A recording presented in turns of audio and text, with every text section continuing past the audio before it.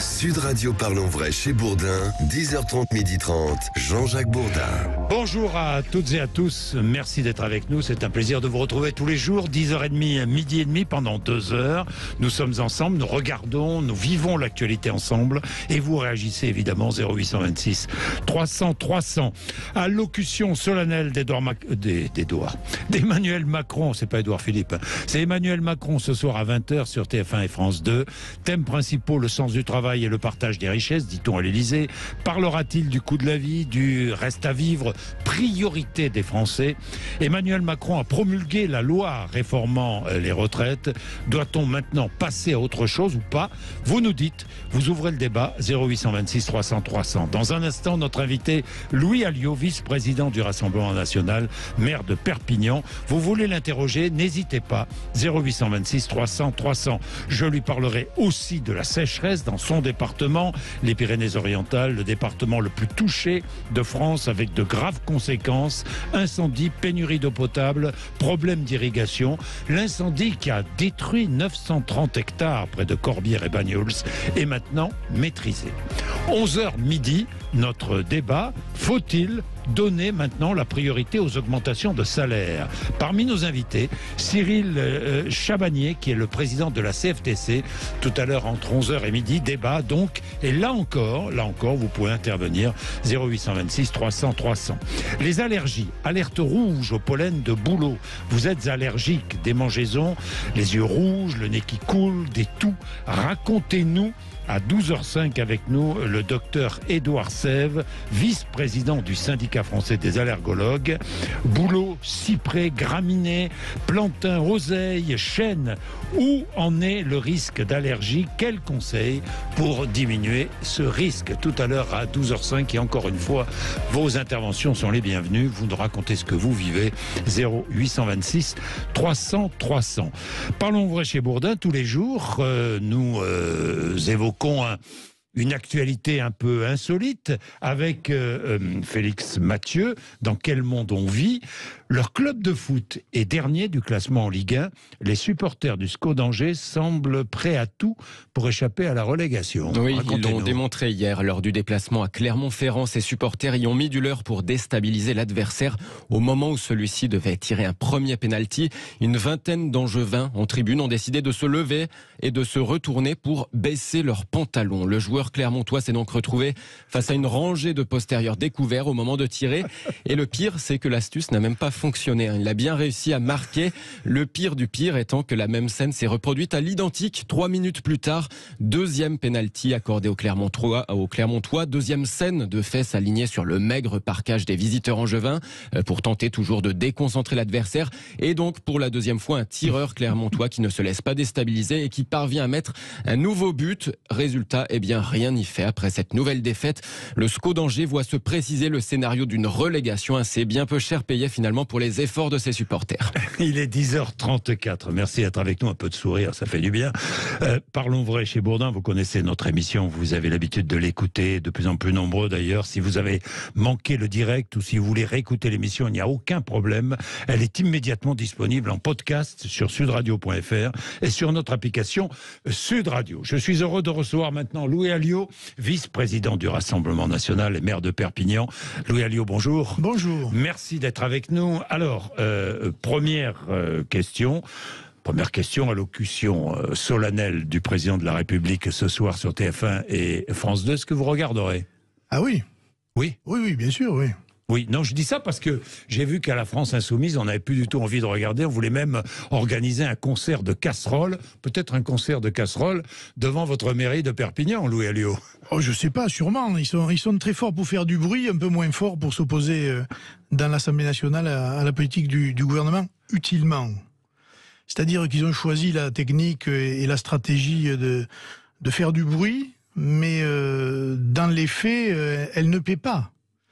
Et moi, ce que je reproche le plus à ces oppositions, notamment de gauche, c'est de s'opposer pour s'opposer sans que ça débouche sur quelque chose.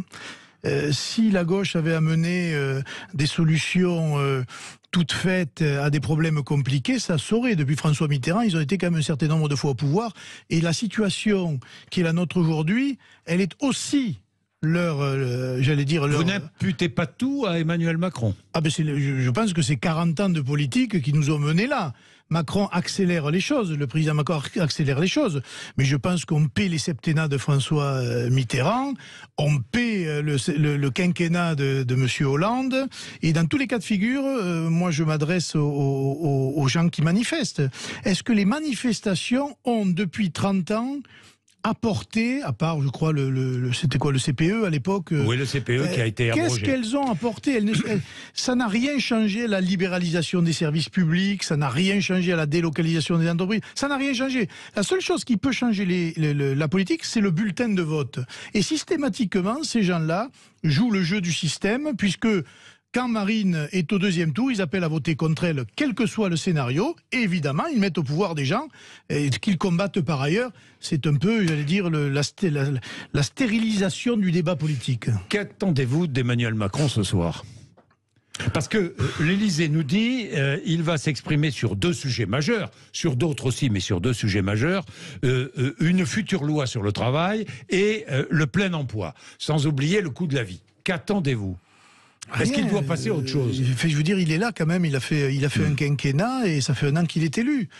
La seule réforme qu'il est arrivé à pondre en 1 an avec sa majorité, c'est cette réforme sur les retraites dont personne ne veut, pour X raisons d'ailleurs, et sur laquelle peut-être il faudra revenir, et il faudra y revenir à l'avenir, parce que le sujet majeur aujourd'hui, c'est pas la retraite, c'est aussi la retraite, mais pas que. Et moi, je vois tous les jours, et je suis un poste d'observation privilégié en tant que maire, le sujet qui préoccupe nos concitoyens, c'est tous les jours de se lever et d'aller faire ses courses, de remplir la voiture avec de l'essence et le prix de l'essence, d'aller acheter les denrées alimentaires, même de première nécessité, qu'ils n'arrivent plus à payer, de payer les factures d'électricité. Tout ça s'est passé en dessous des radars pendant cette réforme des retraites. Or, c'est ce qui aujourd'hui peut conduire notre peuple à descendre massivement dans la rue. Et j'ai pas l'impression. Vous pensez que c'est sous-jacent, que c'est sous-jacent à la réforme des retraites, à la colère contre cette réforme des retraites. Mais vous l'acceptez, cette réforme des retraites? Vous la trouvez indispensable ou pas? Non, est-ce qu'il faut financer notre régime? Il faudra en discuter, mais il faudra financer d'autres, de savoir qu'est-ce qu'on veut. Est-ce qu'on a parlé de la retraite des agriculteurs, retraite des commerçants, retraite des artisans? Non, on a mis tout ça dans un magma, on s'est focalisé sur l'âge, qui est un vrai sujet. Mais derrière, il y a tout un tas de sujets, la pénibilité, le chômage des seniors, l'entrée dans la vie active des jeunes, etc. Tout ça, pratiquement, on n'en aura pas parlé. Et ça me paraît incroyable. Alors, est-ce qu'il faut ouvrir une grande discussion, grande conférence sur le travail, sur les salaires? Est-ce que c'est indispensable aujourd'hui? Mais il faudra le faire, parce que on va arriver à un moment où les gens ne pourront plus vivre. Et le jour où ils ne pourront plus vivre, c'est-à-dire payer la consommation des biens de première nécessité, eh bien, ils sortiront massivement dans la rue. Et là, ce ne sera pas la CGT ou FO, hein. Ce sera vraiment une colère populaire hors parti, hors syndicat, qui se rebellera contre le pouvoir en place, qui n'a pas su répondre à ses aspirations légitimes. Ça parce que je regardais une enquête internationale, européenne, concernant les pays de l'OCDE. Sur le travail, eh bien, 64% de la population en âge de travailler travaille en France, contre 79% en Suisse, 75% au Royaume-Uni et en Allemagne. Nous travaillons 15% d'heures en moins par an par rapport à la moyenne de l'OCDE. Nous ne travaillons pas assez en France? C'est des choses. Je ne crois pas que nous ne travaillons pas assez. Je pense qu'il y a des secteurs qui travaillent peut-être plus que d'autres, et je pense surtout qu'il y a une inégalité de traitement entre ceux qui travaillent dur et ceux qui arrivent de faire de l'argent sans rien faire. Il y a peut-être aussi de l'égalité à remettre, un peu plus d'égalité dans un certain nombre de choses. Donc augmenter des impôts? Il y a certaines personnes qui, en tout cas, ou taxer les super profits. Oui, mais justement, ça, je pense qu'on n'est pas allé au bout de l'exercice. Aujourd'hui, très clairement, quand on voit autant de gens qui peinent à boucler les fins de mois et qu'on voit autant de gens qui bénéficient de la crise, parce qu'en fait c'est ça, ils bénéficient de la crise, on se dit quand même que la justice sociale voudrait qu'il y ait quand même un effet de balancier qui vise quand même à rétablir un certain équilibre.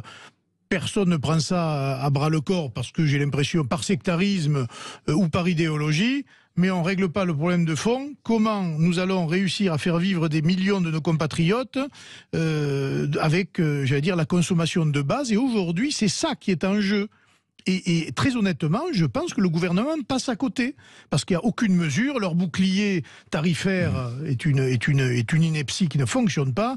Moi, je vois des étudiants, notamment, qui me disent « Mais aujourd'hui, on n'achète plus de viande, on n'achète plus de poisson, on n'achète plus de fruits et légumes, etc. etc. » Qu'est-ce que le gouvernement propose? Bon, nous, on a fait une proposition. On a dit, sur les produits de première nécessité et les produits de base, TVA 0%, ça a été rejeté, y compris par la France Insoumise. Et puis, pour l'essence, on revient à une TVA à 5,5. Tout ça, ce sont des effets qui pourraient avoir des mesures qui pourraient avoir des effets immédiats. Ce n'est pas pris. C'est pris dans d'autres pays, Monsieur Bourdet. L'Espagne a pris cela sur les produits de première nécessité, sur l'essence. Même l'Allemagne l'a fait.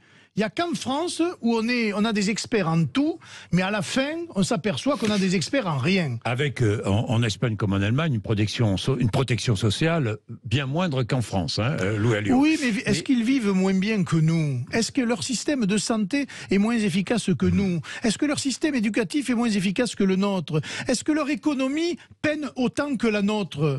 Il y a des comparaisons à faire. Moi, je ne suis pas loin de l'Espagne. Je peux vous dire, c'est vrai, ce n'est pas les mêmes systèmes. Mais quand je vois l'état, par exemple, Mais on travaille plus longtemps en Espagne. Hein. Oui, quand je vois l'état de notre service de santé, il y a beaucoup plus aussi de travail au noir, etc. Hein. Quand on voit nos services Quand on voit notre service de santé, on peut craindre le pire pour la vie. On manque de tout. On manque de professeurs, de médecins, d'infirmières, etc. On se demande si ce pays est dirigé, si la France est dirigée. Alors, le Conseil constitutionnel a rendu ses décisions. La loi a été promulguée. Est-ce qu'il faut... grande manifestation annoncée par les syndicats le 1er mai. Est-ce qu'il faut poursuivre la lutte contre la réforme des retraites ou est-ce qu'il faut passer à autre chose? Ils ont le droit de le faire. On a le droit de le faire. Mais je pense que c'est plutôt par les urnes qu'on changera ce système-là. Qu'on le veuille ou non. Il faut passer à autre chose. Il faut continuer. Il y a un Parlement. Il y a peut-être des textes, des propositions de loi à déposer. Enfin, je veux dire, il manquerait pas de choses à faire. Mais les manifestations sont inutiles, selon vous. Sur les manifestations, encore une fois, c'est un droit constitutionnel, mais je n'ai jamais rien vu qui débouchait sur quelque chose. Et donc, c'est pour ça que, surtout par des syndicats qui, j'allais dire, sont capables aujourd'hui de dénoncer un système de retraite qui est mis en place par quelqu'un sur qui ils ont appelé à voter, si vous voulez. On ne peut pas dire Macron aujourd'hui est un incendiaire, alors qu'il y a un an, on appelait tous à voter Macron. Et moi, je peux vous dire que les Français le voient très bien, ça. Ils n'y croient plus. Ils sont d'accord, ils sont contre la retraite, mais ils voient bien que cette agitation syndicale ne produira rien et n'aboutira à rien. Louis Alliot, dépôt d'une motion de censure annoncée par la France Insoumise. Est-ce que le Rassemblement national va s'associer à cette motion de censure? Écoutez, je ne sais pas si elle s'associera, mais nous, on la votera. Vous la voterez? Puisqu'on considère que cette politique, elle est néfaste. Et que voter une motion de censure, c'est pas soutenir la France insoumise, c'est sanctionner le gouvernement et cette politique du gouvernement. En revanche, on regarde et on analyse le fait que quand nous déposons une motion de censure, la France insoumise ne la vote jamais, ce qui tente à prouver qu'elle est quand même, qu'on le veuille ou non, malgré son agitation, ses provocations et sa haine, un allié objectif du système. Bien, il est 10h44, je voudrais vous parler de l'immigration-travail. L'immigration, le projet de loi sur l'immigration... apparemment sera découpé. Si vous avez des informations. Non, je n'en ai pas, mais apparemment ça sera découpé en plusieurs sous-projets de loi en quelque sorte. Et il y en a un autour du travail. Est-ce que vous pensez qu'il faut encourager une immigration-travail ? Ça dépend. Quand on a autant de chômeurs... Parce que vous êtes confronté dans les Pyrénées-Orientales à un problème de main-d'œuvre. Mais beaucoup de vos entreprises locales. Parce qu'on ne prend pas des mesures nécessaires pour remettre au travail des gens qui pourraient l'être. Et par des formations adaptées, par des incitations. Et des obligations. Ou carrément par des obligations, c'est ce que je veux dire. Moi, je rencontre toutes les semaines des chefs d'entreprise, BTP par exemple, les travaux publics en général, l'agriculture, ils ne trouvent personne. La restauration, ils ne trouvent personne. Alors je me suis demandé, c'est peut-être une question de salaire. Et j'ai posé des questions. Aussi. Oui, mais pas que. parce que certaines professions ont des salaires qui mériteraient sûrement d'être revalorisés, mais qui sont des salaires, j'allais dire, décents pour les fonctions qui sont proposées. Mais il n'y a personne. Donc il va quand même falloir qu'on se pose la question aujourd'hui de savoir pourquoi des gens qui sont en capacité de travailler, notamment des jeunes, n'occupent pas des postes de travail qu'ils pourraient occuper et qui obligent les responsables d'entreprises, notamment des petites entreprises, à faire appel à d'autres. Et c'est là que l'État doit intervenir pour réguler tout ça. Alors, quelles obligations proposez-vous ? Écoutez, je n'en sais rien, il faut en discuter. Il faut parler d'obligations, mais lesquelles ? Je pense qu'il y a des chômeurs qui, à partir du moment où... L'indemnisation, la durée d'indemnisation, réduire la durée d'indemnisation du chômage ? Quand ils ont les diplômes adaptés au poste de travail qui leur est fourni, je pense que le refus, mais c'est déjà le cas d'ailleurs, devrait conduire effectivement à, j'allais dire, des mesures plus contraignantes. Le problème, c'est qu'en France, on laisse les choses se faire. Et vous pouvez refuser, même quand vous avez les diplômes sur une fonction que vous pouvez assumer. Aujourd'hui, on ne vous dit rien pratiquement, parce qu'on ne veut pas de scandale. Le problème, il est là. Et je sais que sur ces questions-là, il y a beaucoup à dire, mais moi, c'est de l'observation que je fais. Quelquefois, dans mon propre parti, il y a des gens qui ne sont pas d'accord avec moi, mais moi, je le vois tous les jours. Qu'est-ce qu'on répond à des petites entreprises et des chefs d'entreprise qui ont besoin de main-d'œuvre immédiate et qui ne trouvent personne? À cette question, je pense qu'il faut l'étudier de près, qu'il faut regarder le pourquoi et y répondre rapidement. Alors, 10h47, je vais terminer avec cette immigration travail dans un instant après la pub. Et puis nous parlerons d'un problème majeur qui concerne les Pyrénées-Orientales, qui est le département le plus touché de France. Il s'agit de la sécheresse. À tout de suite. Jean-Jacques Bourdin. Louis Alliot est notre invité. Un petit mot pour terminer l'immigration travail. J'ai lu, et tout à l'heure, à 12h05, nous développerons. La Hongrie va avoir besoin de 500 000 nouveaux travailleurs. La Hongrie a fermé ses frontières et aujourd'hui, elle est confrontée à une pénurie de main-d'œuvre. Par exemple, dans les transports, les Hongrois font venir des chauffeurs poids lourds d'Inde, du Kenya, du Kazakhstan. On risque d'arriver à ça. Donc, une immigration sera indispensable dans notre pays. Ça fait longtemps qu'on est arrivé à ça, nous, parce que l'immigration, elle n'est pas nouvelle chez nous. Elle commence à dater et ça fait 30 ans. Elle est indispensable. Ça dépend des secteurs. Il y a des secteurs où il y a quand même beaucoup de Français au chômage, il suffirait de les former pour occuper des postes, ou ceux qui sont déjà formés à des fonctions, de les mettre au travail, entre guillemets. Mais on ne peut pas dire, ah ben tiens, tout le monde, on est libre de faire ce qu'on veut dans le pays, et donc on tolère des gens qui ne veulent pas travailler sur des sujets où ils pourraient le faire, et on fait venir de l'immigration, parce que ça pose d'autres problèmes.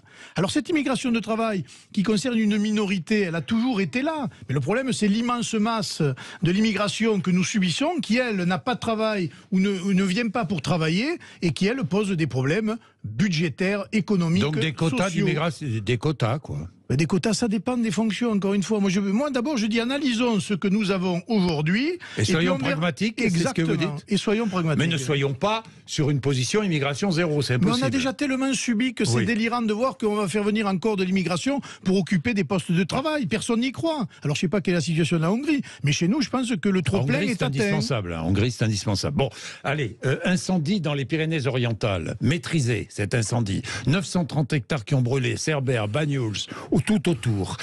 Incendie dû évidemment à la sécheresse des sols. Louis Alliot, c'est un problème très grave. 4 villages privés, 4 communes privées d'eau potable dans les Pyrénées-Orientales. À Perpignan, quelle est la situation aujourd'hui? Est-ce que vous allez être en pénurie d'eau potable? Il y a un risque ou pas? Non, je ne crois pas qu'il y ait de risque de pénurie d'eau potable. En revanche, il y a des arrêtés préfectoraux et un arrêté préfectoral qui nous contraint aujourd'hui. On n'arrose plus les espaces verts, par exemple. On remplit les piscines encore? On ne remplit pas les piscines. Remarquez, je ne sais pas, parce que pour aller contrôler qui remplit ou pas, hein, vous m'en direz des nouvelles. En revanche, nous, collectivités, on n'arrose plus ni les jardins. Les fontaines ne fonctionnent plus. Il n'y a que les 2 stades de national rugby, le 13 et le 15. Qui fonctionnent, mais tous les autres, on n'a pas le droit d'arroser. Et surtout, et c'est ce qui va commencer à poser problème, on n'a plus le droit de nettoyer les rues avec de l'eau. Et ce qui va avoir des problèmes de nuisances claires, olfactives, c'est sûr, mais d'insalubrité publique. Et à ce moment-là, je serai contraint moi-même de prendre des mesures pour renettoyer les rues qui seront trop insalubres et qui poseront d'autres problèmes. Et la piscine municipale? La piscine municipale, elle fonctionne. Elle fonctionne. Mais maintenant, se pose la question d'un plein d'investissement pour récupérer les eaux grises. Oui, les eaux usées, oui. C'était pas fait, on va le faire. Et la désalinisation ? Et c'est le sujet aujourd'hui qui occupe précisément les débats dans l'agglomération où je siège. C'est effectivement, il faudra à terme faire comme Barcelone et se doter d'une usine de dessalement ou désalinisation. Oui. Mais qui posera d'autres problèmes. Alors, un problème d'énergie, on a du solaire, ça pourrait marcher avec du solaire, mais un problème de pollution. De pollution et dans les rejets. Voilà, exactement. De saumure qu'il faudra quand même traiter. Mais on a un gros souci d'agriculture, nous. Mais je sais, j'allais vous le dire. Est-ce qu'il faut descendre encore le débit réservé, par exemple, dans la tête ? Non, parce que là, on va créer des catastrophes. C'est ce que demandent les agriculteurs. Ah non, c'est ça, je veux dire, ne pas contraindre les agriculteurs un peu plus. Sinon, on va en plus... Ils demandent qu'on descende le débit réservé, c'est-à-dire qu'on descende le débit de la rivière. Ils demandent d'avoir de l'eau. Oui. Mais pour l'instant, ils ont pris une mesure qui me paraît, enfin je crois que c'est la préfecture qui l'a pris, de remplir, il y a un barrage qui s'appelle le barrage de Vinça, qui est une énorme réserve d'eau, de voir comment ça se passe au mois de mai, et à partir de là, de savoir, en fait, quelles vont être les priorités pour l'eau, la distribution de l'eau à partir du mois de mai. Agriculture, c'est sûr, mais derrière, nous avons toute la période estivale. Et vous savez que c'est le département, je crois, qui a le plus de camping en Europe. Et effectivement, qui dit camping, dit un certain nombre d'équipements en eau. Je ne vous parle même pas des aqualandes, etc. Simplement la consommation d'eau dans les campings. Et des mesures devront être prises. Et j'espère, d'ici là, qu'on aura rétabli de la pluie, ça c'est sûr. Et trouver des solutions où les économies nous permettent de faire face au moins à cet été. Louis Alliot, 2 questions. Celle de Xavier en direct d'abord. Bonjour Xavier. Bonjour Jean-Jacques. Bonjour Monsieur le maire.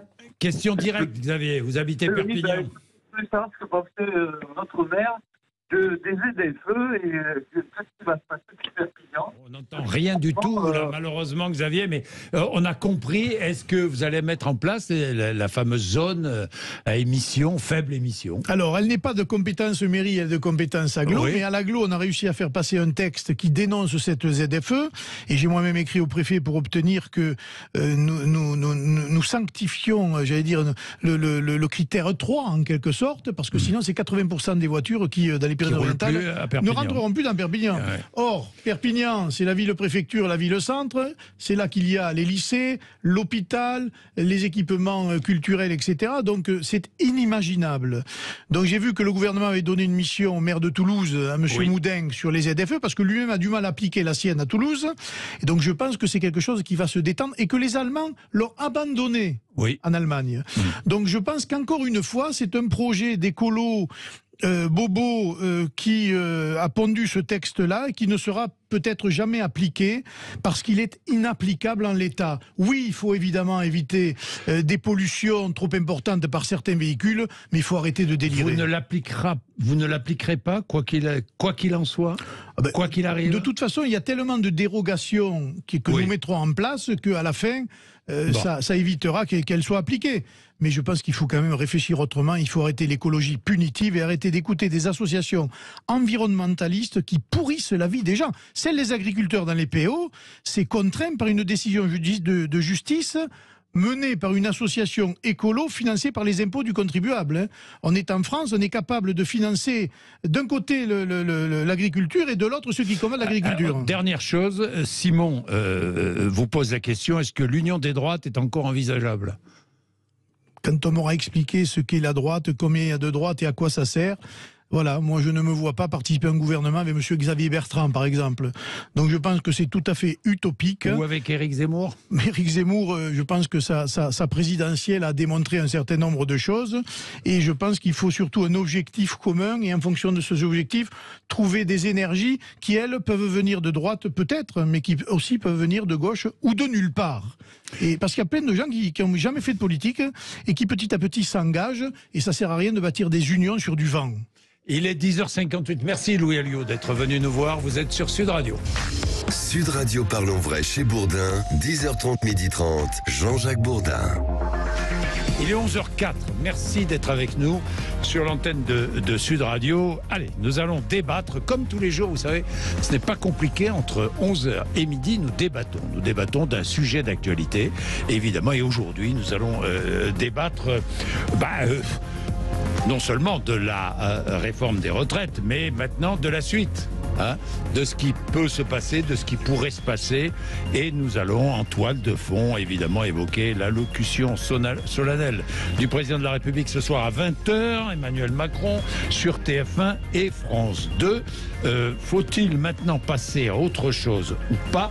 Eh bien, nous avons avec nous Shannon Seban, qui est présidente de Renaissance en Seine-Saint-Denis, Cyril Chabagnier, qui est le président de la CFTC, et Olivier Roucan, qui est chercheur associé au Centre d'études et de recherche en sciences administratives et politiques de Paris 2. À tous les trois, bonjour. Bonjour. Merci d'être avec nous, de participer à cette émission. Encore une fois, les auditeurs peuvent intervenir, 0826 300 300. Ce n'est pas compliqué, vous pouvez intervenir et vous participer à notre débat. Donc, allocution solennelle d'Emmanuel Macron ce soir. Qu'attendez-vous de cette allocution, Shannon Seban? J'attends de cette allocution que le président de la République puisse tout d'abord fixer un cap pour les 4 prochaines années, puisqu'on est effectivement au début de quinquennat, mais il reste encore 4 ans. 4 ans au service de nos concitoyens, et je crois qu'en tant qu'élu local, moi j'entends aussi les revendications et les demandes qui sont celles de nos concitoyens, c'est-à-dire pouvoir agir pour le pouvoir d'achat, pour la santé, pour l'écologie, pour la sécurité et pour les écoles. Et je crois qu'on a ici une demande très forte et une demande urgente qui est à la fois pouvoir faire en sorte qu'on a un travail qui paye mieux et pouvoir répondre justement à cette question-là de l'inflation. Et donc je crois que c'est là-dessus, en tout cas, que le président de la République pour compte vous, s'exprimer. Coût de la vie, inflation, reste à vivre. En quelque sorte. Mais est-ce que vous pensez que les Français attendent encore des promesses? Mais vous savez, moi je crois que le peuple français et que nos compatriotes ne se résigneront pas et qu'ils vont comprendre qu'on a ici un président de la République qui a su faire preuve de courage, et je l'entends, la vérité elle est crue. Elle est difficile, mais courageux, je crois qu'elle s'impose. Cette vérité-là, elle s'impose, et on a un président de la République qui est courageux. Vous savez, moi je crois que quand on est à la tête d'un pays comme la France, on peut tout à fait faire le choix de maintenir une courbe des sondages en hausse et de prendre des décisions qui ne sont que populaires. Mais un président de la République, il n'est pas là pour être populaire. Il est là pour faire en sorte de dire la vérité aux Français quand vous avez face à cela des oppositions qui ne cherchent qu'à bercer les Françaises et les Français d'illusions. Alors Cyril Chabagnier, la loi sur la réforme des retraites a été promulguée après décision du Conseil constitutionnel. Est-ce que maintenant la France doit passer à autre chose? Est-ce qu'Emmanuel Macron doit passer à autre chose? Non, en tout cas, nous ne passerons pas à autre chose, et on espère que le président ne va pas appliquer cette loi. Moi, j'entends très bien le discours de vérité, j'ai pas de souci avec ça, mais sur les retraites, il n'y a pas eu un discours de vérité de la part du gouvernement. Il y a plein d'informations qui étaient des informations qui étaient erronées, on va le dire comme ça. Donc ça fait 3 mois qu'on demande à nos concitoyens et aux salariés d'être dans la rue, qu'on se bat contre cette réforme. Je rappelle que le Conseil n'a validé que le principe de l'égalité. Ça ne remet pas en cause le fond, évidemment, de cette loi. Et cette loi est profondément injuste. Elle est encore plus injuste, d'ailleurs, parce que la partie sucrée, comme on dit, de la loi a été retoquée par le Conseil. Donc, pour nous, cette bataille, elle continue. On n'a pas rendu les armes sur cette réforme des retraites. On veut continuer à mettre la pression. Le président et le gouvernement comptent sur le fait qu'il y ait une résignation une fois que le Conseil ait rendu son avis. Ça ne va pas être le cas. Il y a encore des actions qui se font durant les 15 jours et un grand rassemblement le 1er mai. Vous appelez à la CFTC à des actions avant le 1er mai ? Parce que la CGT veut organiser plusieurs actions, des grèves, des mobilisations le 20 et le 27, je crois. Vous aussi, à la CFTC, ou vous attendez le 1er mai ? En fait, on attend surtout le 1er mai, mais l'intersyndicale a dit que tout type d'action qui serait effectuée et décidée en Assemblée Générale dans les entreprises ou dans les branches aurait le soutien de l'intersyndicale à partir du moment où on restait dans le respect des biens et des personnes, donc pas de violence, pas de casse. Bon, pas de violence, pas de casse, je vous dis ça parce que le patron de la CFDT a dit, Laurent Berger a dit, après le 1er mai, il va falloir à un moment donné ou un autre revenir à la table des négociations. Vous êtes prêts aussi à la CFTC, vous êtes prêt à revenir à la table des négociations ? Non mais sur, je sais pas, sur la pénibilité au travail, sur le travail en lui-même, sur le coût de la vie, sur toutes les grandes questions, le partage des richesses, toutes les grandes questions qui sont posées. Hein. Oui, tout Parce à qu'en fait. toile de fond de la contestation contre la réforme des retraites, Il n'y a pas que la réforme. il y a le coût de la vie. Hein. Évidemment. Il y a le coût de la vie, l'augmentation des salaires, qui est une demande très forte, et vous le savez. Bien sûr. De toute façon, il reste 4 années au président dans son mandat. Donc dire qu'on ne va pas revenir à la table des négociations, ça serait évidemment inconscient, parce qu'il y a des tas de choses à négocier. Et vous avez fait la liste d'ailleurs de sujets sur lesquels on peut se mettre d'accord et sur lesquels il y a beaucoup de choses à faire. Mais c'est pas parce qu'on va discuter d'autres sujets que le sujet des retraites est terminé. Et il n'est pas terminé pour nous. Et puis, vous parliez de mon collègue Laurent Berger. Il a parlé d'un moment un peu de décence. Oui. Et je crois que c'est un certain temps. Ben oui. Entre le 1er mai et je crois que c'est clair parce que. Et entrer à Matignon ou à l'Élysée pour négocier. On voit dans la promulgation de la loi. Alors on a un président, certes, qui est habitué à promulguer les lois assez rapidement. Il y a eu 30 lois qui ont été promulguées dans les 48 heures, mais le faire durant la nuit, 9 heures après, simplement 9 heures après la décision du Conseil, ça fait un peu provocation. On ne sait pas quand ça a été promulgué, hein, parce que ça c'est là-dessus, si je peux juste me permettre, les textes paraissent toujours au journal officiel la nuit. Oui, la nuit, oui, ça c'est une tradition. C'est une tradition, malheureusement. Oui. Donc, elle a été promulguée tout de suite après la décision du Conseil constitutionnel. C'est normal, on n'allait pas attendre non plus 3 mois pour le faire. La symbolique est importante et il y avait une allocution, il y a une allocution ce soir du président de la République, rien n'empêchait d'attendre ce soir pour nous expliquer pourquoi il promulguait la loi. Donc oui, on va parler des autres sujets, évidemment l'école, la santé, le partage de la richesse sont des sujets, et le pouvoir d'achat évidemment sont des sujets qui sont capitaux, mais pour nous ce qu'on ne veut pas entendre ce soir, c'est les retraites, c'est terminé. Voilà, les retraites, c'est terminé. Il y a d'autres sujets à parler qui sont importants. Oui, il y a d'autres sujets. Oui, on veut entendre le cap d'un président, évidemment. C'est ce qu'on attend ce soir aussi, qui fixe un cap, parce qu'on a du mal parfois un petit peu à le voir. Donc, évidemment qu'on attend ça. Mais avant tout, on aimerait qu'il revienne sur ce sujet des retraites, parce que tout a été mal fait sur ce sujet des retraites et il y a beaucoup de choses qui ont été dites qui sont fausses. C'est ça le problème. Olivier Roucan, qu'attendez-vous du président de la République ce soir ? Que pensez-vous ? Est-ce qu'il faut passer à autre chose maintenant ? Est-ce qu'il faut se dire, bon, la réforme des retraites, la loi est promulguée, bon, est-ce qu'on doit passer à autre chose ? Il y a des urgences aussi qui s'imposent maintenant. D'autres urgences. Je pense qu'il faut que le président retrouve un moyen de retrouver un lien. Un lien avec les Français. Avec les Français, c'est-à-dire... C'est évident. Oui, c'est évident, mais ça veut dire qu'on ne peut pas passer, tout de suite à autre chose. C'est l'ambition. Oui, c'est évident dans l'ambition, mais c'est très dur en fait. Dans le concret, ce sera très dur. Ça va être très dur. Donc, il faut prendre ceci au sérieux. Comment faire pour renouer un lien, parce qu'il est très abîmé, pour ne pas dire détruit sur le plan de l'image. Hein.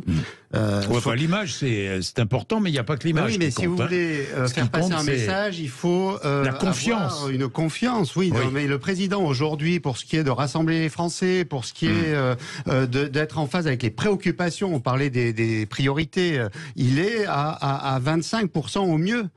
Sur ces questions. Donc ça veut dire que il est vecteur d'un message, mais les conditions pour que ce message soit entendu sont aujourd'hui faibles. Donc je dirais, il va falloir ce soir travailler cette image et ça veut dire changer de style. Hein. Mais vous croyez qu'il en est capable ? Est-ce que vous croyez qu'il en a la volonté et qu'il en est capable ? C'est une obligation. Est-ce qu'il est capable de remettre en question certains de ses dogmes ou certaines de ses croyances ? C'est une obligation. Il a une croyance quand même très libérale. De changer de style. Donc il va bien falloir qu'il ouvre des questions. Et ça veut dire aussi, notamment, peut-être donner des gages au-delà des priorités sur la méthode. Alors vous allez me dire, à chaque fois on nous parle de méthode et puis à chaque fois on revient au... Mais là justement il va vraiment falloir essayer de dire ce qu'il compte faire avec les partenaires sociaux, mais au-delà il faut donner des gages, notamment pour ce qui est des liens avec la société civile, parce qu'aujourd'hui le lien avec les associations est abîmé aussi suite à quelques déclarations sur quelques associations ici ou là, et au-delà, bon, le grand débat, la Convention citoyenne, tout le monde se rappelle un peu, mais les suites ont déçu. Donc, la morale. Hein. Emmanuel Macron, lorsqu'il est élu en 2017, régénérer la vie politique. C'était moraliser la vie politique, et les premières lois sont là-dessus. Il y a la morale publique, et puis il y a la question justement d'un pouvoir qui, à l'époque, se voulait plus ouvert. Alors, soit il retrouve cette inspiration qui explique en grande partie son élection et l'attractivité de 2017, soit ça va être son très deuxième difficile. quinquennat est mort.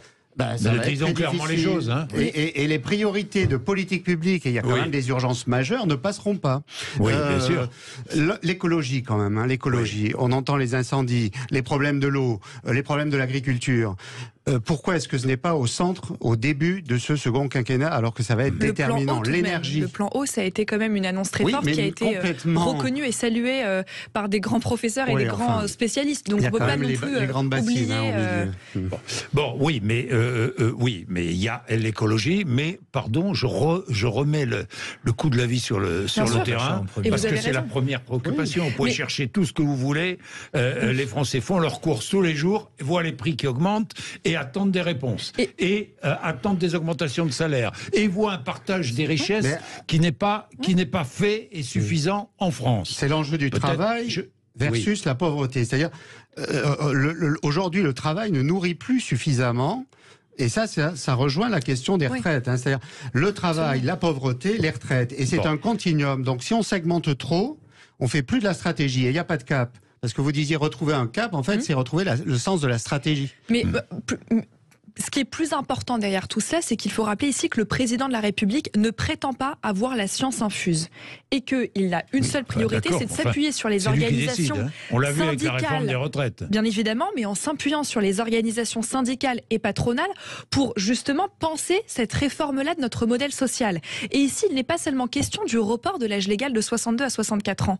La question qui sous-tend tout cela et l'acceptabilité de cette réforme s'appuie aussi sur la question du travail. Comment est-ce qu'aujourd'hui, on peut faire en sorte que le travail ne soit plus considéré comme quelque chose de pénible? Donc effectivement, il y a la reconnaissance du travail.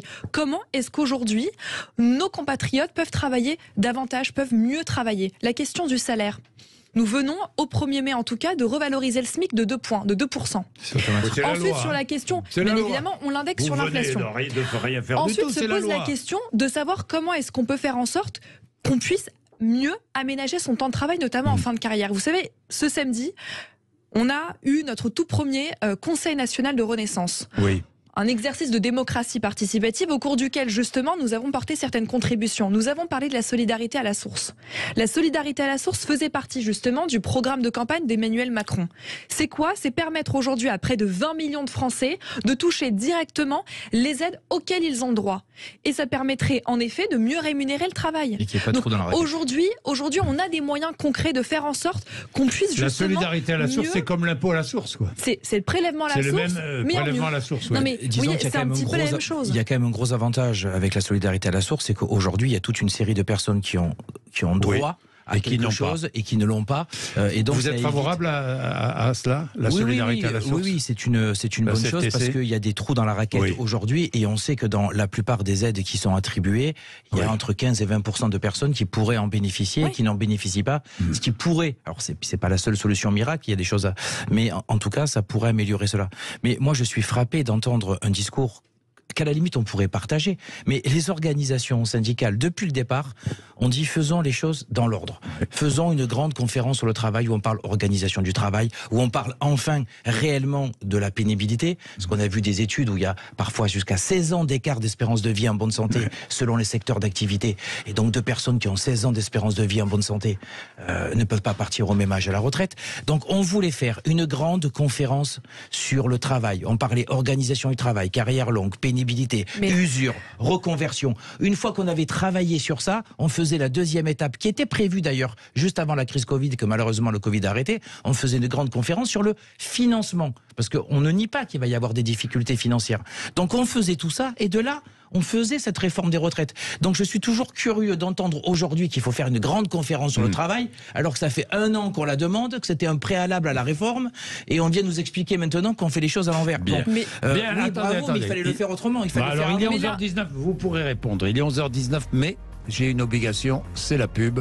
Donc on se retrouve, à tout de suite. Jean-Jacques Bourdin. Et maintenant, Shannon Seban, présidente de Renaissance en Seine-Saint-Denis, Cyril Chabagnier, le président de la CFTC, et Olivier Roucan, chercheur associé au Centre d'études et de recherche en sciences administratives et politiques de Paris 1, sont nos invités pour réfléchir. Et maintenant, alors, on est un peu dans une impasse. Alors, on va attendre le président de la République ce soir. Comment peut-il sortir de cette impasse ? On est un peu dans une impasse. La réforme des retraites. Bon, la loi est promulguée, mais les syndicats ne désarment pas. Des partis politiques ne désarment pas. Beaucoup de Français ne désarment pas et veulent toujours descendre dans la rue et ne veulent pas de cette réforme des retraites. Parallèlement, beaucoup s'accordent pour dire qu'il faut engager d'autres réformes, des réformes importantes sur le coût de la vie, sur le partage des richesses. Alors comment faire ? Cyril Chabagnier, comment faire pour sortir de cela ? La meilleure solution, ça serait que cette loi ne soit pas appliquée et qu'on revienne tous autour de la table. Vous croyez qu'il ne l'a... Mais c'est plus... Emmanuel Macron ne reviendra pas en arrière. Je pense Ce serait mentir que de laisser penser qu'il reviendra en arrière, non ? Je pense que le gouvernement a fait le pari que il fallait tenir jusqu'à la décision du Conseil et qu'ensuite tout allait s'essouffler et qu'on pourrait passer à autre chose. Je pense très franchement que si la mobilisation, comme vous êtes très bien de le présenter, continue, perdure et qu'il n'y a pas cet essoufflement, je ne suis pas certain que le président pourra continuer à être aussi droit dans ses bottes, pour reprendre l'expression de 95, et que cette loi sera appliquée. Mais après, vous n'êtes pas sûr que la loi sera appliquée ? Non, si la mobilisation perdure, le gouvernement qui était persuadé, qui ont fait le pari que tout allait s'arrêter au lendemain de la décision du Conseil, s'ils voient que ça ne s'arrête pas, ça va leur poser un véritable problème. La France va devenir ingouvernable. Et donc je crois que la bataille, sincèrement, n'est pas encore perdue, même si elle est très compliquée et mal engagée. La bataille de la contestation de la réforme n'est pas perdue. N'est pas perdue, même si elle est compliquée, mal engagée. Je veux bien reprendre ces termes-là, mais elle n'est pas perdue. Et après, sur la suite, pour la question que vous posiez, ça va être de recréer de la confiance. Parce qu'aujourd'hui, il y a un problème de confiance. Et comment on recrée de la confiance ? C'est en traitant des sujets qui sont importants que vous avez cités. Ça voudra dire aussi que sur ces textes-là, il faudra pas que le texte final soit le texte initial, parce qu'on a aussi souvent vu ça. Il faudra qu'il y ait de véritables avancées pour nos salariés et pour nos concitoyens. Et ça va être ça le grand enjeu. Ça va être de ne pas faire des négociations qui sont formelles et qui sont de la pure communication, mais des négociations où on aboutit à des vrais plus pour nos salariés et nos concitoyens. La loi est promulguée. Elle peut ne pas être appliquée, on l'a vu avec le CPE. Oui, elle peut ne pas être appliquée. Elle peut ne pas être appliquée. Je me tourne vers vous, Shannon Seban. Non, mais il faut aussi comprendre. Répondez à ma question. Mais non, enfin, très sincèrement, si le président n'applique pas cette loi, c'est qu'il y a un manque de cohérence. Si justement on a tenu bon jusqu'à présent, c'est parce qu'on pense véritablement que cette réforme est nécessaire. Vous pensez que la loi sera appliquée ? Mais en tout cas, je l'appelle de mes vœux. J'espère qu'elle sera appliquée. Je crois que le président de la République, justement, tiendra le cap et tiendra bon. Parce qu'encore une fois, elle est nécessaire.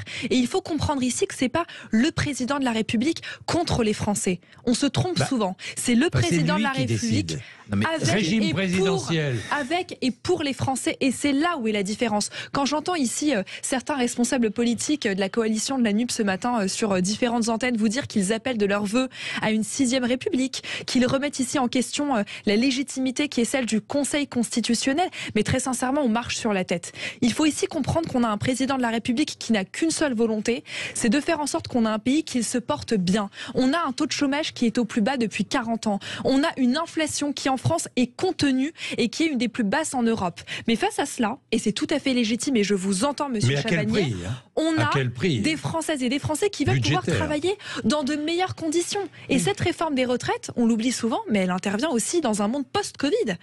On peut comprendre qu'effectivement, mais on est beaucoup d'accord pour une réforme des retraites. On n'est pas d'accord pour cette réforme des retraites.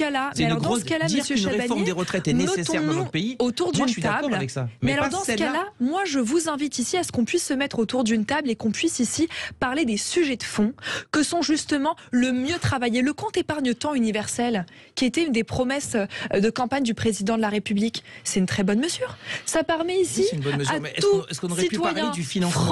à tout citoyen français justement d'aménager son temps de travail tout au long de sa carrière. Est-ce que vous ne vous êtes pas crispé sur les 64 ans systématiquement? Mais vous savez, la seule réponse apportée, 64 ans, 64 ici une réponse qui est très claire. Quand on a les mains liées par une dette, on n'est pas libre.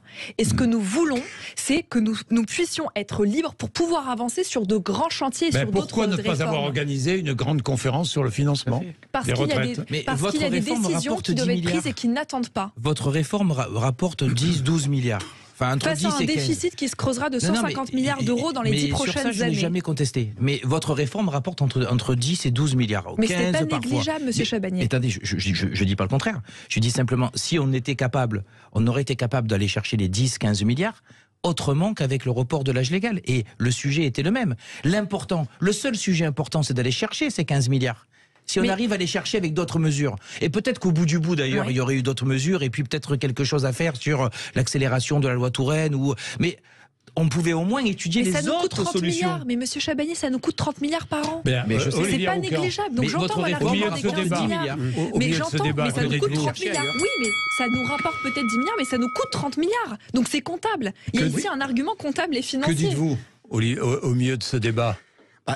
Je dis que se réunir autour d'une table, il faut souhaiter pour les Français que ça se fasse dans les mois qui viennent. Alors, tenez, je vais vous redonner la parole. Je me tourne vers Cyril Chabagnier. Est-ce qu'aujourd'hui, si le président de la République ce soir annonce, nous allons organiser une grande conférence avec tous les partenaires sociaux pour parler du travail, de la pénibilité, de finances, du financement, du coût de la vie, est-ce que vous allez vous asseoir à la table? C'est ce qu'on demande depuis un an, donc évidemment. Oui, vous allez vous asseoir à la table, vous êtes prêts. Vous n'allez pas voir le président de la République demain. Mais demain, on ne va pas le voir parce que aller le voir demain, c'est tourner la page sur les retraites. Et on ne veut pas tourner la page sur les retraites. Et c'est la convocation qui a été donnée. C'est-à-dire, on a des sujets devant nous. Le président veut faire des annonces avant la fin du mois de mai, si j'ai bien compris ses conseillers. Et donc, il voulait nous voir sur l'éducation, la santé, enfin tous les sujets que vous avez parlé.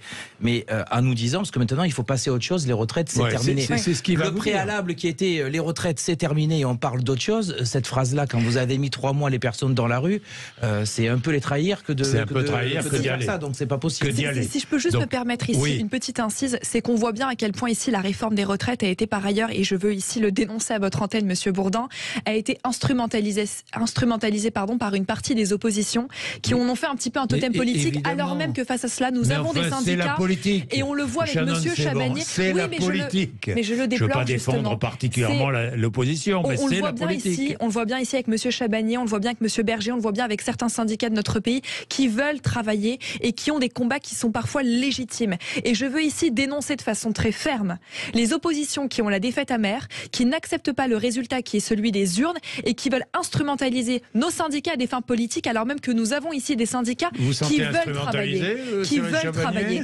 En tout cas, on ne l'est pas, puisque nous avons tenu bon depuis le 19 janvier pour que la contestation soit sociale, indépendance. On n'a accepté aucun représentant politique dans les cortèges de tête, donc je crois que sur ça, ça a été reconnu par les Français. Je vais vous donner la parole juste après la pub, mais c'est vous qui allez reprendre la parole. Olivier Roucan, à tout de suite, 11h31. Jean-Jacques Bourdin. Bien, la situation. Olivier Roucan, alors, que dites-vous? Vous entendez nos 2 autres intervenants, Shannon Seban et Cyril Chabagnier, qui ne sont pas d'accord, mais qui en même temps sont prêts à trouver des solutions. Oui, mais nous évoquions donc un changement de méthode, je pense que c'est ça, c'est valoriser la négociation et revaloriser le compromis. Ce qui, de toute façon, dans notre culture française, le compromis, va demander du temps. Sauf que c'est vraiment nécessaire. Et c'est d'autant plus nécessaire, et là c'est le deuxième point, que on sait qu'il y a une majorité relative, nous nous en sommes bien rendus compte. Aujourd'hui, c'est la démocratie quand même qui est en crise, que ça plaise ou non, il faut le dire. Les enquêtes d'opinion, la montée sans arrêt de l'abstention, les conditions de campagne électorale même, font que il faut retrouver de la légitimité pour que nos institutions suscitent le consentement. On en est là. Et ça veut dire notamment être capable d'avoir un Parlement qui fonctionne et à qui on laisse des libertés. pour amender les textes et pour également faire des propositions qui soient reprises, discutées. Je veux dire que c'est pas simplement la négociation avec les associations et les syndicats. Et que le Parlement ne donne pas le spectacle mais tout est lié, épouvantable, si vous voulez. lamentable qu'il a donné. Tout est lié, c'est-à-dire qu'un Parlement qui se sent bridé, étouffé, forcément donne lieu à ce genre de spectacle. Alors, quelles vont être les propositions pour retrouver la part parlementaire de notre démocratie? Je pense que il faut attendre l'exécutif là-dessus aujourd'hui, surtout après la décision du Conseil constitutionnel. Bien, alors Emmanuel Macron, je voudrais faire une toute petite parenthèse Sud Radio. Emmanuel Macron s'exprime ce soir. Demain, je serai à Quissac. Quissac, c'est dans le Gard, c'est une petite commune du Gard, où nous évoquerons évidemment toutes les problématiques inhérentes aux communes dans les régions, les départements français. Je parle de la désertification médicale, je parle des services publics, enfin, etc., etc. Mais aussi, les Français, nous serons en direct pendant 2 heures avec le Midi Libre, et les Français pourront prendre la parole et répondront à Emmanuel Macron. Ce sera passionnant. Demain, Quissac, venez, 18h, 20h. L'émission sera enregistrée et nous la diffuserons mercredi matin entre 10h30 et midi et demi. Les Français répondent à Emmanuel Macron. C'est un peu notre grand débat Sud Radio, en quelque sorte. Diffusion entre 10h30 et midi et demi mercredi. Bien. Mais je reprends. Imaginons, je sais bien qu'on ne fait pas d'informations avec des si, mais quand même, revenons sur ce qui s'est passé. Si à l'Assemblée nationale, les députés avaient pu voter, imaginons, ils votent contre la réforme des retraites. Ensuite, Emmanuel Macron prend la parole, allocution solennelle, il dit, bon, maintenant, vous avez voté contre, mais il y a un problème de financement. Nous nous mettons tous autour de la table et nous discutons du financement, des mesures à prendre. Je suis persuadé que Cyril Chabagnier serait allé participer à cette grande conférence. Très bonne proposition. Nous, d'ailleurs, on avait demandé à ce qu'il y ait le vote, parce que ça nous paraissait important sur un sujet aussi capital que l'Assemblée nationale se prononce, et c'est pour ça qu'on n'a pas parlé d'illégalité quand il y a eu l'utilisation du 49.3, mais un problème démocratique quand même, parce que c'est rare d'avoir une loi qui a utilisé 4 articles de la Constitution. Un à l'Assemblée, 2 au Sénat, et fini par un 49.3. C'est pour ça qu'on parle de problème de légitimité, non pas de problème de légalité. Il y aurait eu le vote, espérons, et d'ailleurs on a bien vu, puisque sinon il n'y aurait pas l'utilisation du 49.3, c'était rejeté. Qu'après, ensuite, on vienne nous dire, on se met autour de la table, on parle financement, on parle même de justice, parce que je vous rappelle que le président en 2017 voulait faire une réforme des retraites, et dans son programme, la première des raisons, il y a le financement qui est très important, et l'autre raison était la justice sociale. Parce que moi, en tant que président de la CFTC, je vous dis qu'une réforme des retraites, j'en souhaite une. Parce que le système actuel des retraites, il est tout sauf juste. Déjà, quand vous avez 42 régimes, mathématiquement, ça ne peut pas être juste. Avec un autre problème, c'est que les pensions baissent en plus. Donc, faire une réforme des retraites, oui. Il n'y a pas de sujet sur ça. On est partant pour une réforme plus juste et discuter de la partie financement.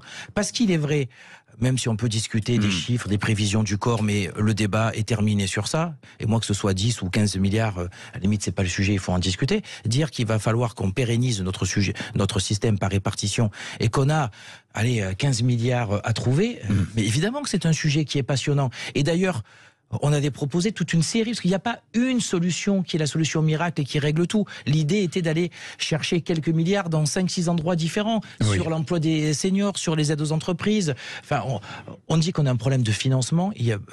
Sur les 2 derniers mois, il n'y avait pas une journée où il n'y avait pas une annonce d'exonération de cotisation. Au bout d'un moment, quand on exonère tout le monde de cotisation, on a un problème de recettes.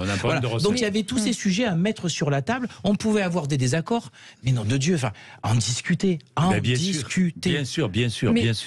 Vous avez vous-même reconnu, Monsieur Chabagnier, qu'il y a eu justement des négociations, qu'il y a eu des concertations qui ont été menées, et qu'on a eu par ailleurs près de 175 heures de débat au sein de l'hémicycle de l'Assemblée nationale, qui ont permis de réviser la copie initiale de ce texte, qui encore une fois, je veux le rappeler, était au départ avec un âge légal à 65 ans, nous sommes passés à 64 ans. Et ce qu'on oublie aussi souvent, c'est que Je m'en excuse ici, mais non, cette réforme des retraites n'est pas injuste.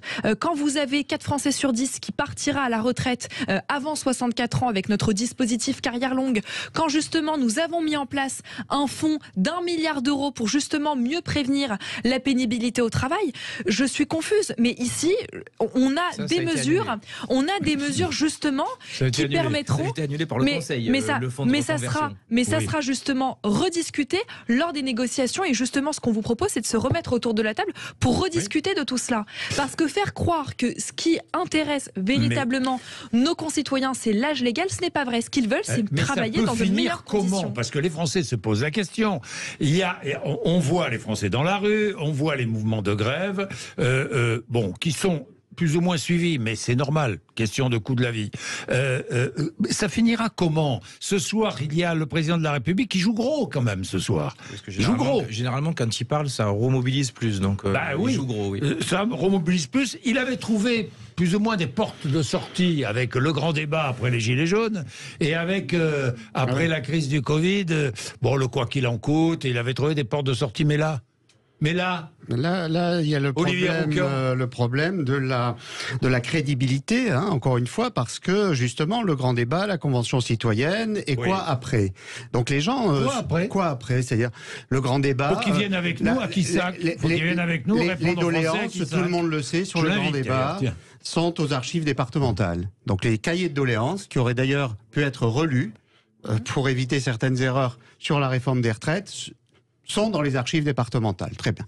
La Convention citoyenne, il y a eu un effet déceptif du fait de beaucoup de mesures qui n'ont pas été reprises, même en le faisant dans la durée, pas tout de suite. Donc, la crédibilité de ce qui va être proposé ce soir est posée, et il va falloir des engagements forts, à mon avis, pour que l'opinion se dise, allez, on y croit un peu à cet avenir promis. Il faut des engagements forts et peut-être le terme pourra faire sourire, mais retrouver une sincérité. Encore une fois, je faisais référence à la campagne présidentielle de 2017. La sincérité de ce moment, il faut la retrouver. Mais les Français aujourd'hui ont l'impression d'avoir été trompés. Voilà. Et vous savez, oui. Ben oui, Shannon, c'est bon. Vous n'avez pas l'impression que les Français ont été trompés? Alors, tout sauf être trompés. S'ils ont été trompés, c'est notamment par la coalition de la NUP qui veut faire croire qu'on peut revenir à un âge légal de retraite à 60 ans. Oui, mais si nos concitoyens avaient été trompés, on leur aurait promis une retraite à 50 ans. Allons-y. Justement, ils n'ont pas été trompés parce qu'on a préféré tenir un discours de vérité qui, encore une fois, je le reconnais bien volontiers, est cru, mais qui est de dire que nous devons collectivement, individuellement, accepter effectivement de travailler plus longtemps. Maintenant, ici, je veux vous poser et vous soumettre une question. Travailler plus longtemps, vous pouviez augmenter la durée de cotisation. Mais est-ce qu'on ne serait pas finalement tous gagnants à l'issue de cette séquence-là, si nous avons réussi à décaler l'âge légal de 62 à 64 ans, mais que nous avons réussi avec les partenaires sociaux justement à se mettre d'accord sur l'amélioration des conditions de travail et sur un travail qui paye mieux? Parce qu'aujourd'hui, nos concitoyens, ce qu'ils veulent, faire croire qu'ils sont fainéants, c'est complètement faux et utopique. Aujourd'hui, les Français veulent travailler. Ce qu'ils veulent, c'est travailler dans de meilleures conditions. Vous avez vu, tiens, je vais vous soumettre. Vous avez vu ces chiffres? 64% de la population en âge de travailler travaille en France, 79% en Suisse, 75% au Royaume-Uni et en Allemagne. Nous travaillons 15% d'heures en moins par an par rapport à la moyenne de l'OCDE. C'est l'OCDE qui a sorti ces chiffres. Mais nous savons déjà que nous avons deux gros problèmes en France. C'est l'activité des jeunes et l'activité des seniors. Oui. C'est les deux chiffres sur lesquels on doit travailler, sur lesquels nous sommes pas bons. Et d'ailleurs, je vous rappelle que ça, c'est un sujet crucial sur lequel nous devons travailler ensemble, parce que si simplement nous étions dans les mêmes taux d'emploi de seniors que la plupart des pays européens, c'est-à-dire nous, on a à peu près une personne sur deux qui ne travaille, qui arrive à la retraite, qui n'est plus en travail, alors que c'est souvent entre 35 et 38% dans la plupart des pays européens. Si simplement on était au même chiffre, on n'aurait pas de problème de financement. On a 11 milliards qui rentrent dans les caisses. Évidemment. Vous voyez, je veux dire, donc, évidemment. Et c'est ces sujets-là qui sont capitaux. On les a pas beaucoup traités. En tout cas, pas jusqu'au bout. La Première ministre l'a reconnu qu'il fallait retravailler sur ça. Et en plus, le peu qu'on a fait, ça a été parce que vous avez choisi de passer par la loi de financement, ça a été viré par le Conseil. Il y a un problème de baisse de productivité. Il y a une baisse de productivité. Supérieure à pas mal de pays européens. Oui, mais elle est en baisse. Dans la mesure, elle est en baisse. Et donc, ce qui se pose quand même, c'est dans le cadre du travail, les conditions du travail et notamment les méthodes managériales. On ne parle jamais de ça, alors que le constat est fait aujourd'hui qu'il y a beaucoup de souffrance au travail. Oui. Et ça, à mon avis, c'est le sujet. Et on l'a vu avec l'explosion des burn-out. Des seniors, oui, mais les conditions de travail, la souffrance au travail et ce qu'il y a autour qui décourage et donc qui rend inenvisageable à beaucoup le fait de travailler jusqu'à 64 ans parce qu'il y a trop de souffrance avant. Oui, et puis il y a aussi les problèmes de formation. Mais c'est pour ça qu'il faut faire les choses. Il y a la mobilité dans le travail. Et puis voilà, exactement. Il faut faire les choses dans l'ordre. Le président, il avait dit, on est dans un pays où il n'y a pas d'emploi pour les seniors et on repousse l'âge de 2 ans. Si c'est pour faire 2 ans de plus au chômage, ça sert à rien. Les instituts de prévoyance sont très inquiets. Est-ce que ça va faire aussi 2 ans de plus pour la prévoyance pour tous ceux qui sont en maladie ou en invalidité? Donc d'abord, on règle l'emploi des seniors. C'est la première chose. Et deuxièmement, quand on veut faire travailler les Français plus longtemps, là, on peut être d'accord, il faut faire en sorte qu'ils puissent travailler plus longtemps. Donc on travaille sur les conditions de travail. Mais on commence par ça et après on décale l'âge. Et pas l'inverse. Bien, 11h46, à tout de suite. Jean-Jacques Bourdin. Il est 11h49. Oui, je vous rappelle que demain, nous serons à Quissac avec Olivier Biscay qui dirige la rédaction de Midi Libre. Nous serons tous les deux à Quissac entre 18h et 20h. Venez nous voir à Quissac parce que vous allez pouvoir répondre à Emmanuel Macron. Nous allons vous donner la parole, vous allez prendre la parole, vous allez débattre entre vous, avec nous, et vous allez répondre à Emmanuel Macron qui s'exprime ce soir. Ça tombe très bien. L'émission sera enregistrée demain et nous la diffuserons mercredi entre 10h30 et 12h30. Notre grand débat Sud Radio. Bien, je reviens à cette allocution de ce soir, 20h. Bon, le président de la République joue gros.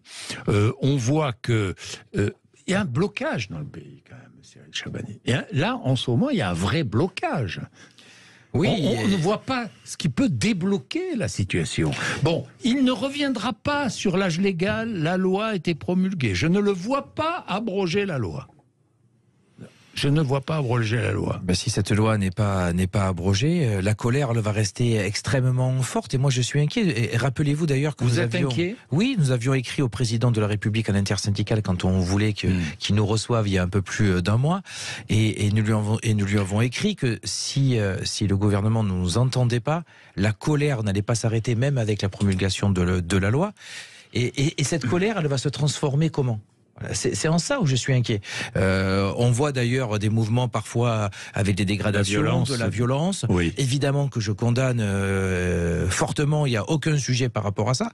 Mais cette inquiétude, je crois qu'elle monte, que ce soit au niveau des députés, du gouvernement, des organisations syndicales, parce que ce qu'on a entendu, et ce qu'on entend de plus en plus dans les manifestations, c'est ce parallèle avec les Gilets jaunes. Et moi, ça m'inquiète, y compris de gens qui sont parfois modérés, parce qu'il n'y a pas que des casseurs, heureusement, dans notre pays. C'est de dire, mais enfin, on manifeste 3 mois, il y a 80% des salariés qui ne veulent pas cette réforme, on n'est pas entendu. Est-ce qu'il faut devenir violent? Est-ce qu'il faut casser pour être entendu? Au sein de la CFTC aussi, qui est un syndicat réformiste et raisonnable, au sein de la CFTC, vous entendez des propos extrêmes? Alors, dites-nous. Très franchement, pas des propos pour dire on va le faire, mais la question de dire est-ce que dans ce pays il faut casser pour être entendu? Oui, je l'entends, y compris dans mon organisation. Après, j'ai la chance d'avoir des personnes qui ne franchissent pas le pas et qui ne veulent pas aller vers ça. Mais ils se posent la question. Et rappelez-vous, quand il y a eu la grosse casse au moment des Gilets jaunes, il y a 13 milliards qui ont été mis sur la table. Sur les retraites, on parle de 10-13 milliards. Hein. Voilà. Oui, alors, un mot, Shannon, c'est bon. Attendez, parce qu'il y a les Jeux Olympiques qui se profilent, j'entends déjà des syndicats, j'entends la petite musique, pas que des syndicats, la petite musique nous disant que il faudrait boycotter les Jeux Olympiques, cesser les travaux de préparation des Jeux. Vous entendez cela, Cyril Chabanier? Oui, mais sur ça, je partage pas du tout. Non, pas du tout. Non, on ne bloque pas on mélange les pas chantiers tout. des Jeux, on ne bloque pas. Non, mais c'est un événement qui est quand même un événement magnifique pour notre pays. On reçoit la Coupe du Monde de rugby à l'automne, les Jeux Olympiques l'année prochaine. On ferait mieux de se battre pour que certains sports soient accessibles à tout le monde, parce qu'il y a des prix qui sont juste dingues et ça fait une élite sur certains sports. C'est plutôt ça le sujet que de faire en sorte qu'il n'y ait pas les JO chez nous. Là, je vois pas l'intérêt. Donc je dis non. Non, pas de boycott. Et vous savez, la convergence des luttes, c'est souvent la concurrence des souffrances. Donc il faut faire attention. Quand on veut s'occuper de tout et tout faire en même temps, parfois on s'occupe de rien. Donc Shannon Seban, vous êtes en Seine-Saint-Denis, concerné évidemment. Ah bah écoutez, nous on est concernés en premier lieu par effectivement les Jeux Olympiques. La Seine-Saint-Denis a été choisie comme terre de jeu pour les Jeux Olympiques, donc c'est un enjeu qui est véritablement crucial pour nous. Et effectivement, j'appelle de mes voeux à ce qu'il n'y ait pas de blocage pour les Jeux Olympiques, qui est encore une fois un atout considérable pour notre département bien évidemment, mais aussi de façon plus large pour le pays, parce que tout cela va créer des emplois et on le voit d'ores et déjà.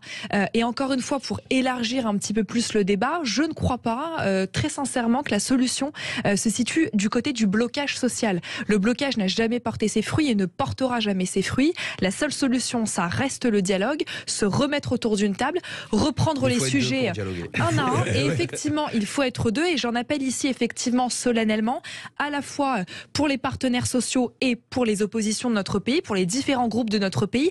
Ce n'est qu'ensemble que nous pourrons avancer sur des sujets concrets dans l'intérêt des Français. Blocage, vous pensez qu'on va vers un blocage du pays ou pas? Il y a des risques de... Olivier Roucan. Il y a des risques d'expression violente, de colère, de ressentiment maintenant, qui sont, je dirais, enquistés. On ne peut pas prévoir, on l'avait d'ailleurs vu avec les Gilets jaunes, la façon et les raisons pour lesquelles ça pourra être exprimé ici ou là. Mais ce risque existe et il a augmenté, parce que là, il y a un passif. Et à chaque fois, si vous voulez, vous rajoutez au ressentiment. Donc, il va falloir désamorcer. Mais ça doit être un véritable objectif. Et ça ne passe pas uniquement par le style. On parle du style, mais ça passe aussi par des mesures et puis des décisions. Peut-on estimer normal que depuis plus de 20 ans, parce qu'on va dépasser le cap de ces deux quinquennats, depuis plus de 20 ans, vous avez plus de 70% des Français qui estiment que les politiques ne se préoccupent pas de leurs problèmes. C'est vrai. Donc, il faut traiter ceci et s'y attaquer vraiment. Parce que là, nous arrivons à un risque démocratique très élevé. Et quand le politique ne pacifie plus la société, on a de plus en plus de risques d'expression violente. Et vous voyez, aujourd'hui, se pose la question des libertés, du maintien de l'ordre. Donc tout est lié et tout peut basculer dans une spirale dangereuse. Bien, merci Olivier Roucan, merci Shannon Seban, merci Cyril Chabagnier. C'était très intéressant et constructif. Et moi, j'aime bien que les débats soient constructifs et non pas dans la polémique permanente. Il est 11h56, vous êtes sur Sud Radio. Nous allons parler de toute autre chose après les infos de midi. Nous allons parler des allergies.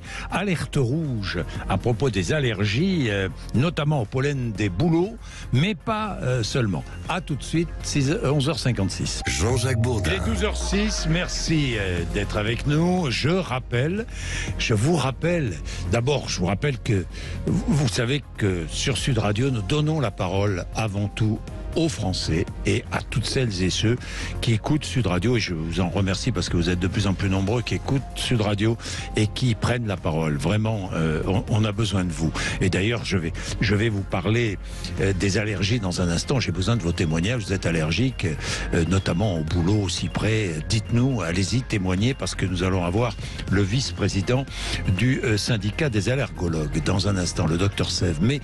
Mais je voudrais vous préciser que demain, nous allons à votre rencontre. Sud Radio, bien souvent, va à la rencontre des Français. Nous sommes associés au Midi Libre pour demain organiser une grande rencontre à Quissac, dans le Gard. Quissac, c'est une petite commune à une trentaine de kilomètres de Nîmes.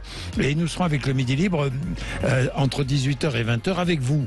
Et vous pourrez répondre au président de la République qui s'exprime ce soir.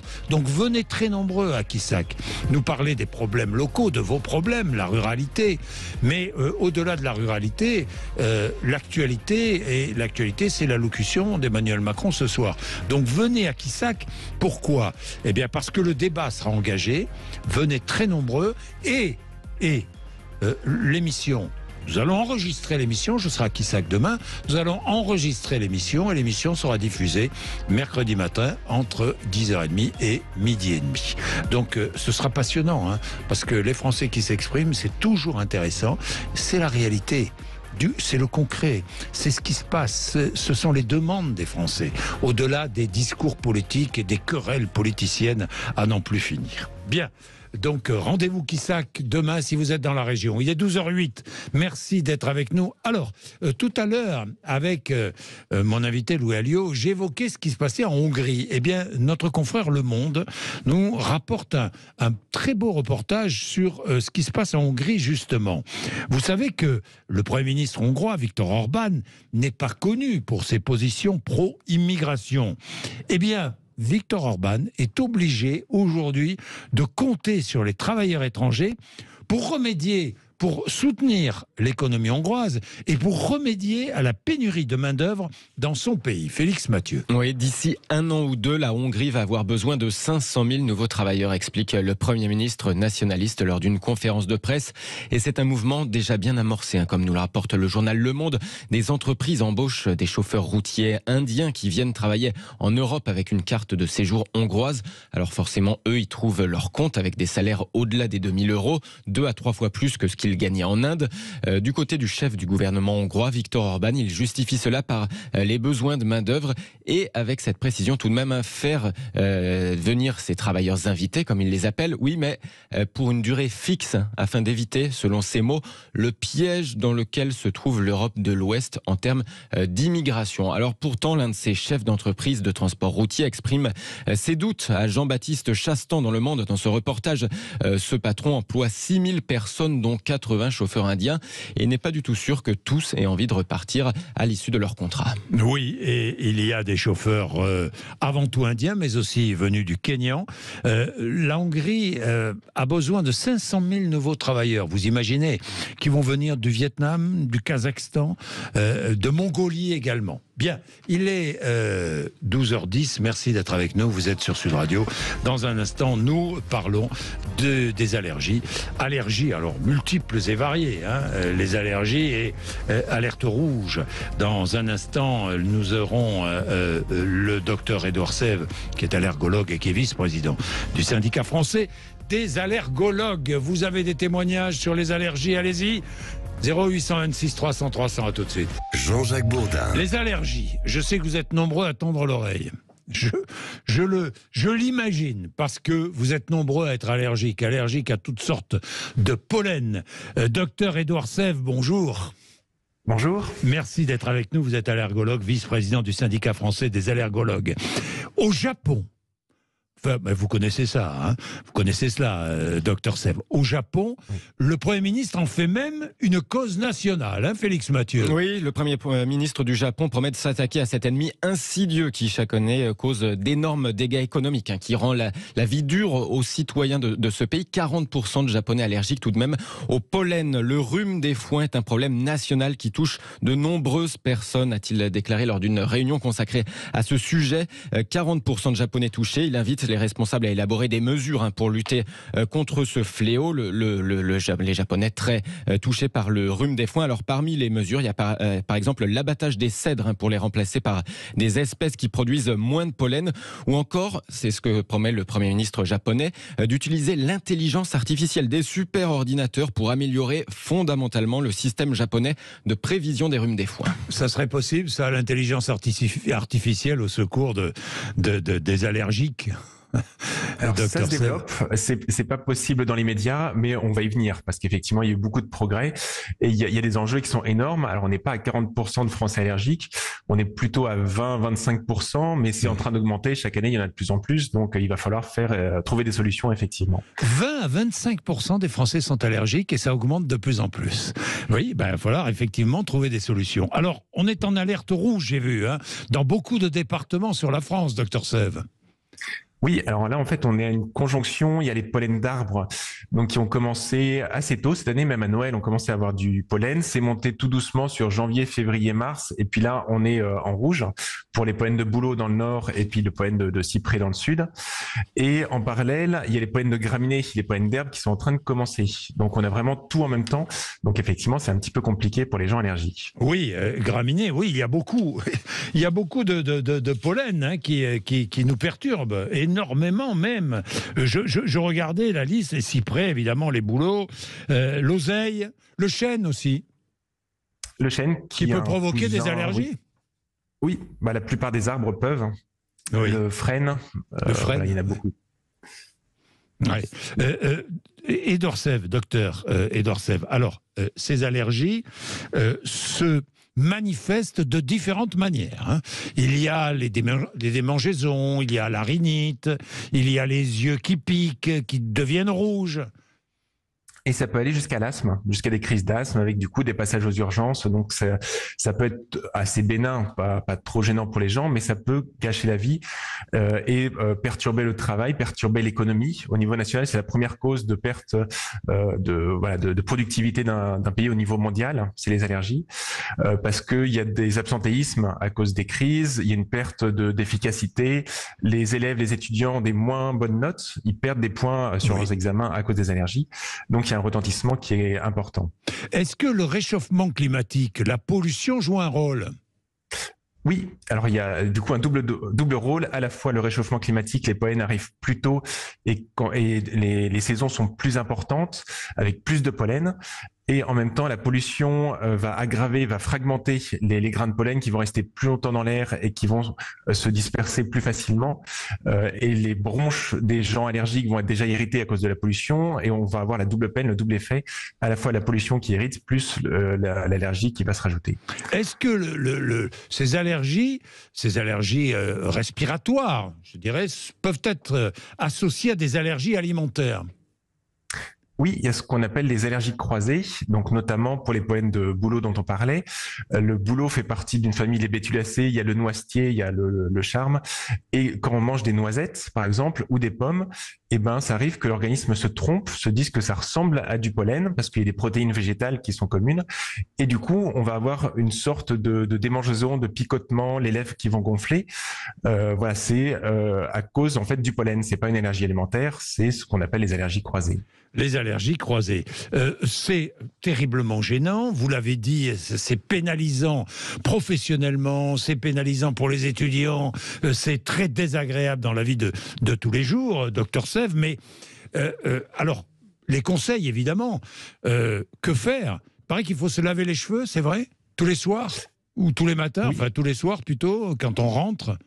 Alors, idéalement, plutôt le soir, effectivement, quand on rentre, parce que la journée, les pollens peuvent se déposer sur les cheveux, et puis le soir, si on ne lave pas les cheveux, on va les déposer sur l'oreiller, et ça va perturber le sommeil. Donc, plutôt prendre la douche le soir, éviter de s'exposer. Alors après, ça dépend des professions, on fait au mieux, mais éviter d'être dehors le midi quand il y a beaucoup de pollen, quand il y a du vent, fermer les fenêtres, du coup, de la maison le midi, limiter le jardinage, ou si on jardine, peut-être mettre des lunettes de soleil, mettre un masque, éviter de faire sécher le linge dehors aussi. Le pollen peut se déposer sur le linge et on va être gêné au contact du linge.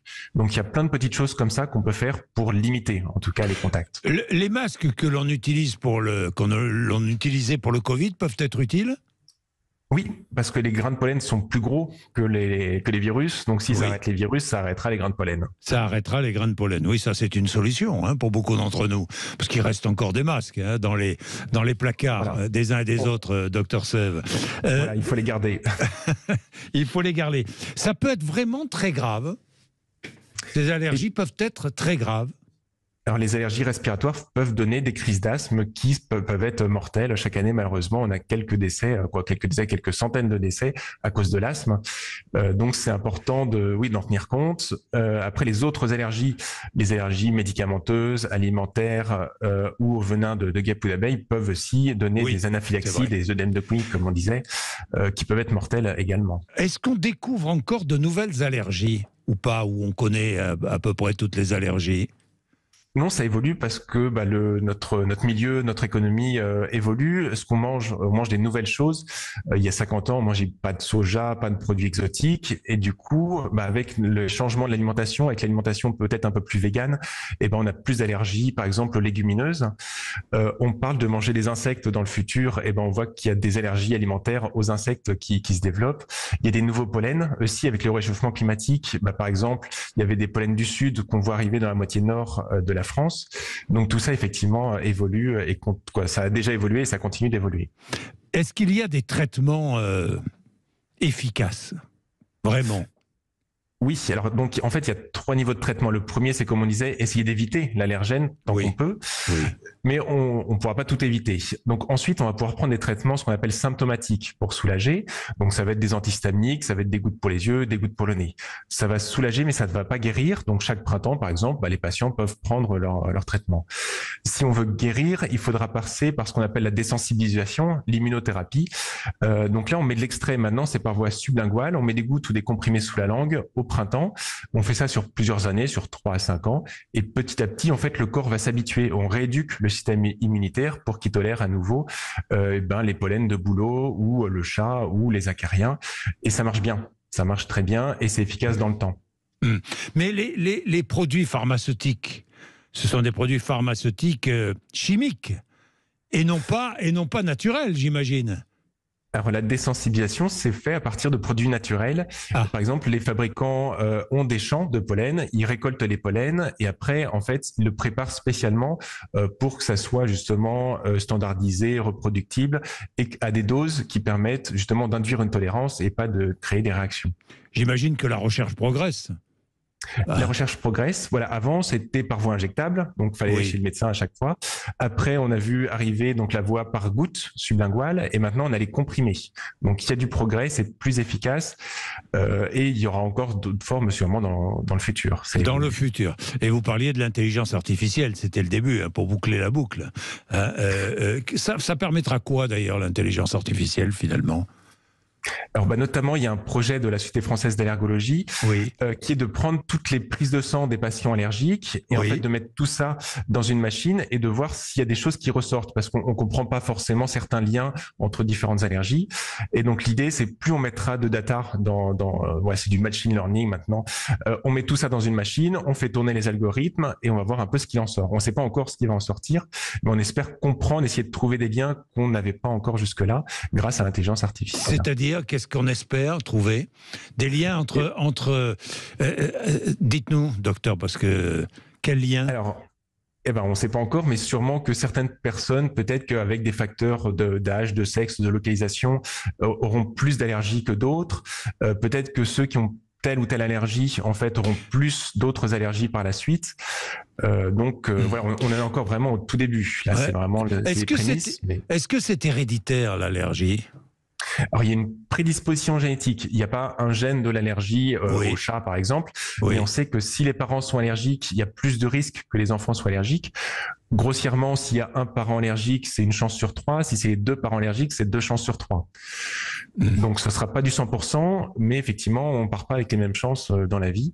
Mais ce n'est pas forcément la même allergie et pas forcément le même âge. Donc, c'est pas forcément la même allergie.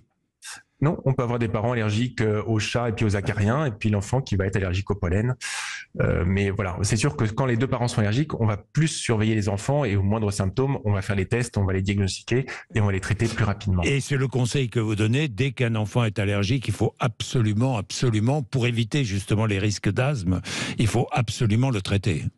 Voilà, le plus tôt possible pour éviter ce qu'on appelle la marche allergique, parce qu'on sait que souvent ça commence par des symptômes légers et ça peut s'aggraver, c'est pas systématique, mais on va tout faire pour que ça ne s'aggrave pas. Bien.